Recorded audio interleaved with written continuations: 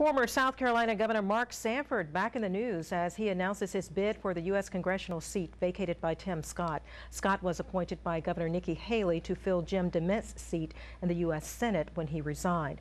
Well, Sanford may be most remembered for leaving the state to visit his mistress in Argentina, but telling his wife and staff he was hiking the Appalachian Trail.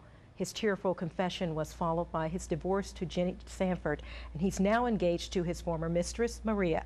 Well, today, Low Country reporter Holly Bounds sat down with Sanford to talk about his plans and how his past could come into play. It's the kind of conversation he thought was over for him. I didn't in a million years. But what I've come to learn is that life has a lot of strange turns and twists. But embattled Governor Mark Sanford is talking politics again and realizes that means talking transgressions too. You failed, and you failed rather miserably in your personal life. But what I would hope is that people won't judge you by your worst day any more than they judge you by your best day.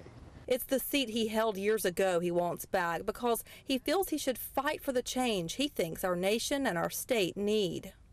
The present, federal-state partnership doesn't work in the way that it gets dollars to the people in need. And that, for me, something like block granting back to states and letting states come up with their own programs, to me, makes more sense when you look at something like Medicaid. A supporter of the Second Amendment, Sanford is hesitant to give a solid answer on a stance on background checks for gun buyers. So at this point I'm saying let's go slowly, and anything that takes away from a Second Amendment right, ultimately I'd be against at this point. But what he's firm on is this: he messed up, but he wants back in the game.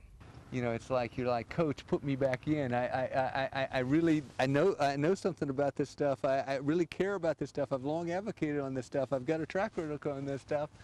And we'll see what the voters decide. Even if it means opening himself back up to the so-called soap opera questions he thinks only the media cares to know.